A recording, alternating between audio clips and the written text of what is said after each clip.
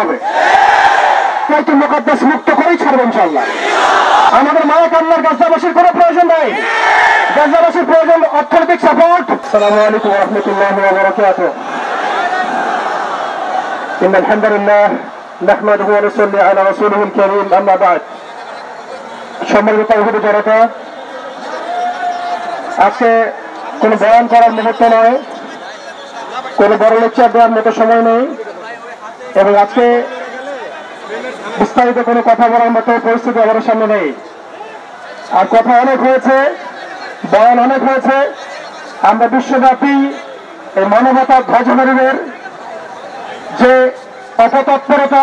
Jamuna electronics ঈদে double খুশি offer season 3, যে কোনো পণ্য কিনলেই পাচ্ছেন নিশ্চিত ঈদ উপহার। এবং আমাদের ভাইদের উপর নির্মমভাবে গুলি চালানো, শিশুদেরকে বোমের খোরাক বানানো, মা বোনদেরকে ধর্ষণ করার নাটক আমরা ইতিহাসে অনেক দেখেছি।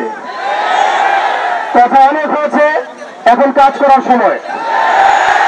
আজকে নীতিগতভাবে আমরা কয়েকটা কথা বলবো যে এই পরিস্থিতিতে আমরা আসলে কি করতে পারি।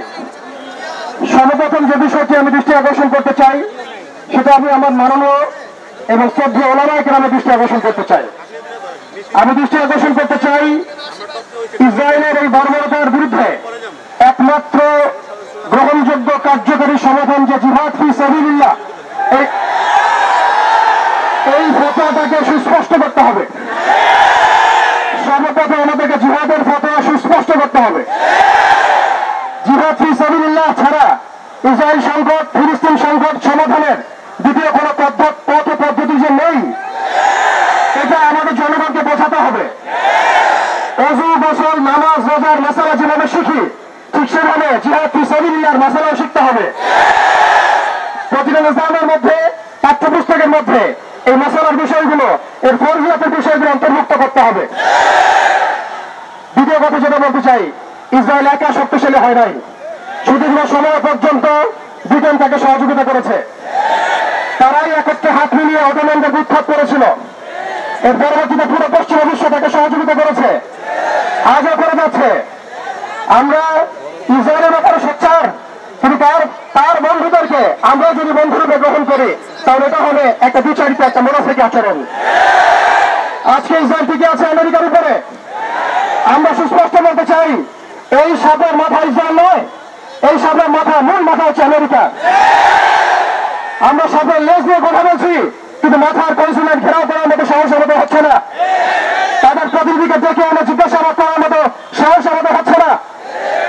আমরা ইসরায়েলের তৎপর, কিন্তু আমেরিকার যে আগ্রাসী ভূমিকা, কে ইসরায়েলকে অর্থ দিয়েছে? কে ইসরায়েলকে অর্থ দিয়েছে, বল দিয়েছে? কোন সভ্যতা ইসরায়েলকে দাঁড় করিয়েছে? কোন সভ্যতা ইসরায়েলকে অর্থ দিয়েছে, বোমা দিয়েছে, সাহায্য করেছে? আমরা ইসরায়েলের ব্যাপারে সোচ্চার হলেও কেন আমরা আমেরিকার ব্যাপারে সোচ্চার নই? কেন আমরা পশ্চিমাদের ব্যাপারে সোচ্চার নই?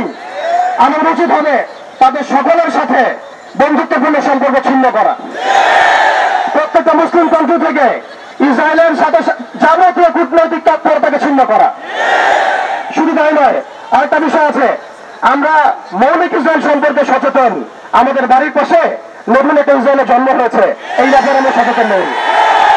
আমরা দেখলাম তারাবির নামাজ আমরা উচিত ভালো হলো, হোলি উৎসবের নামে মুসলিমদেরকে নির্মমভাবে রাস্তার মধ্যে পেটানো হয়েছে। তারা একটা অনিবার্য যুদ্ধ আমাদের উপর চাপিয়ে দেওয়ার চেষ্টা করছে। আমরা যতই ভালো মানুষ হতে চেষ্টা করি না কেন, আমরা এই কনফ্লিক্ট এড়াতে পারবো না। ইতিহাস আপনারা পরে দেখবেন আমরা এড়াতে পারি নাই। আমরা যতই ভালো এবং সুশীল সাজার চেষ্টা করি না কেন, যতই তাদের তন্ত্র মন্ত্র পূজা করার চেষ্টা করি না কেন, যতই তাদেরকে সন্তুষ্ট করার চেষ্টা করি না কেন, তারা পশ্চিম কেন আমাদের উপরে অনিবার্য যুদ্ধ থেকে ফিরে থাকবে না ইনশাআল্লাহ। অতএব আমাদের উচিত আমাদের জায়গা থেকে প্রস্তুতি গ্রহণ করা। এখন আমরা কি প্রস্তুতি গ্রহণ করতে পারি, এটা আপনারা সবাই জানেন। আমাদের মূল প্রস্তুতি ইমানের প্রস্তুতি, আমলের প্রস্তুতি, তাজকিয়ার প্রস্তুতি, অর্থনৈতিক প্রস্তুতি, এবং সবচেয়ে বড় কথা, বাংলাদেশকে যতদিন পর্যন্ত আমরা একটা মডেল রাষ্ট্র হিসেবে কায়েম করতে পারবো না, ততদিন পর্যন্ত আমরা রাষ্ট্রীয়ভাবে এই সমস্যার সমাধান করতে পারবো না। একজন ব্যক্তি কখনো রাষ্ট্রের বিরুদ্ধে যুদ্ধ করতে পারে না, একজন ব্যক্তি কখনো রাষ্ট্রের বিরুদ্ধে যুদ্ধ করতে পারে না। কিন্তু বাংলাদেশ যদি একটা ইসলামী রাষ্ট্র হয়, পরিপূর্ণ ইসলামী রাষ্ট্র ব্যবস্থা দিকে আমরা যেতে পারি, ইনশাআল্লাহ আমরা আন্তর্জাতিক মহলে চাপ সৃষ্টি করতে পারবো। শুধু তাই নয়, আমাদের IMF এর বিপক্ষে আমাদের ইকোনমিক সিস্টেম দাঁড় করাতে হবে।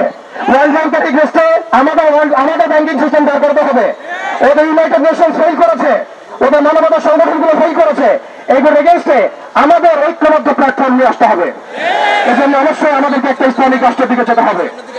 প্রিয় ভাইরা, এখন কথা বলার সময় নয়, কাজ করার সময়। আমাদের শেষ করছি আমি, আমাদের চোখের পানি তাদের কোনো প্রয়োজন নাই, আমাদের মায়া কান্নার গাজাবাসীর কোনো প্রয়োজন নাই। গাজাবাসীর প্রয়োজন অর্থনৈতিক সাপোর্ট, গাজাবাসীর প্রয়োজন সামরিক সাপোর্ট, গাজাবাসীর প্রয়োজন এমন একটা জৈশ একটা ফোর্স যেটা বাহির থেকে গিয়ে বাইতুল মুকাদ্দাস উদ্ধার করবে ইনশাআল্লাহ।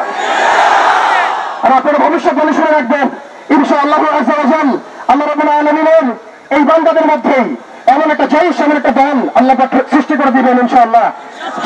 যেই দল, যেই জৈশকে পৃথিবীর কোন সেনাবাহিনী ফেরাতে পারবে না ইনশাআল্লাহ। শেষ পর্যন্ত তারা বাইতুল মুকাদ্দাস মুক্ত করেই ছাড়বে ইনশাআল্লাহ। শুধু সময়ের অপেক্ষা। তারা আমাদেরকে অপশন দিয়েছে, হয় আমাদের দাস হও না হলে মরো।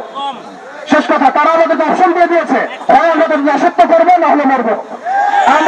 আমরা বলে দিচ্ছি, আমরা দাসত্ব করবো না, আমরা শহীদ হবো অথবা স্বাধীনতা ছড়িয়ে নিয়ে আসবো ইনশাআল্লাহ।